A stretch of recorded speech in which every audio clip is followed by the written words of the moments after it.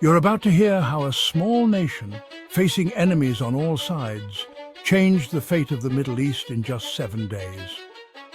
This is the story of the Six-Day War, a war that reshaped the region and left a legacy still felt today. Let's set the scene. It's 1967. The Middle East is a powder keg, and the tension has been building for years. Ever since the creation of Israel in 1948, the Arab world has seen it as a threat, a reminder of their defeat. Over the years, skirmishes, political maneuvering, and military build-ups have kept the region on edge. But by 1967, something had to give. The Arab nations, led by Egypt's president, Gamal Abdel Nasser, are determined to wipe Israel off the map. Nasser's speeches grow more fiery by the day. He's rallying Egypt, Syria, Jordan and Iraq for war. He closes the Straits of Tiran, blocking Israel's vital shipping routes. It's an act of war, and Israel can't ignore it. At this point, Israel is surrounded, Egypt to the south, Syria to the north, Jordan to the east. Israel's leaders know they're facing overwhelming odds. Over 250,000 enemy troops are ready to strike. Arab nations boast about their massive numbers, modern Soviet-supplied tanks, planes and artillery.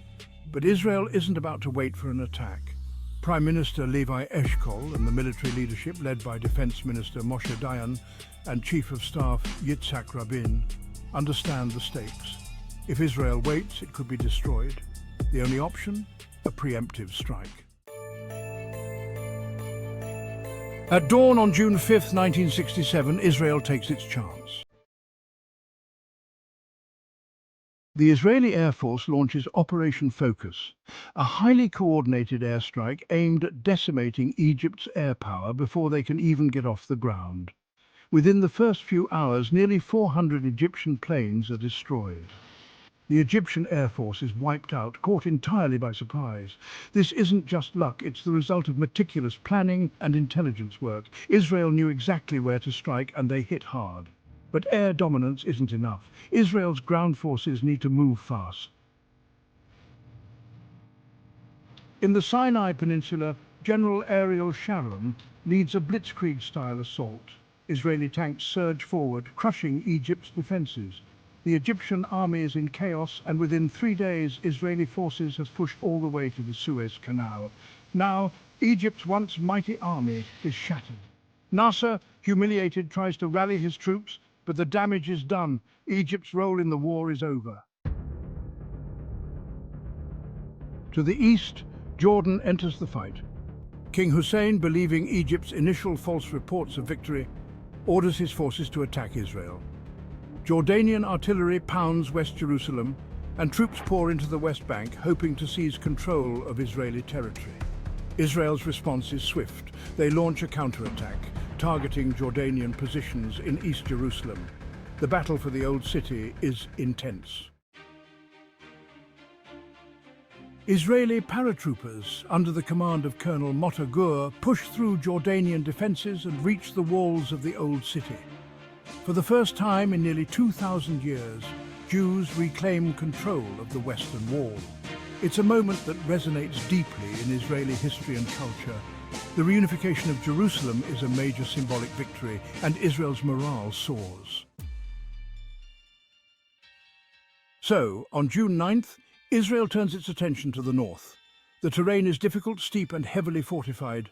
Syrian forces believe they're secure, but Israeli troops led by Major General David Elazar launch a daring assault up the Golan Heights. The fighting is brutal.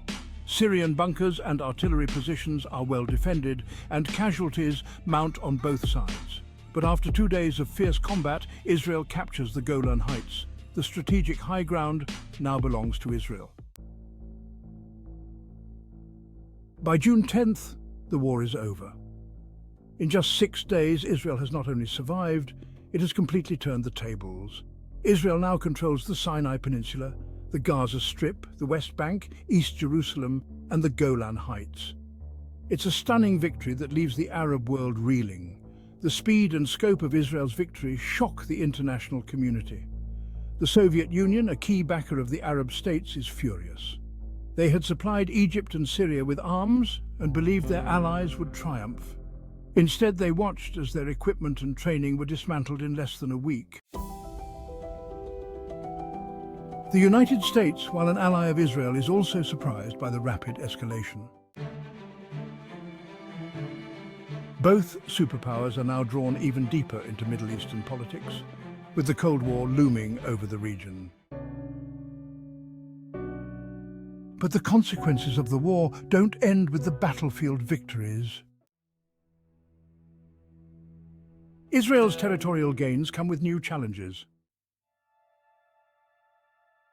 Millions of Palestinians now live under Israeli control in the West Bank and Gaza.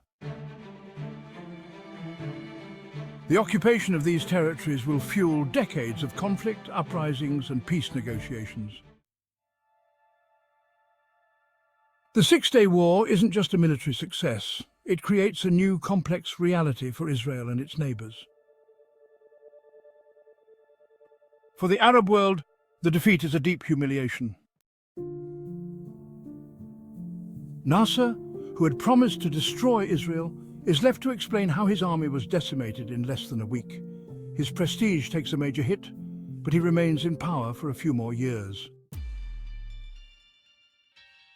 Syria and Jordan also face political fallout as their militaries had failed to achieve their goals.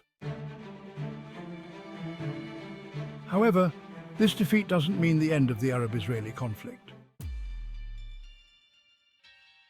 In fact, the Six-Day War sets the stage for future wars, including the Yom Kippur War in 1973.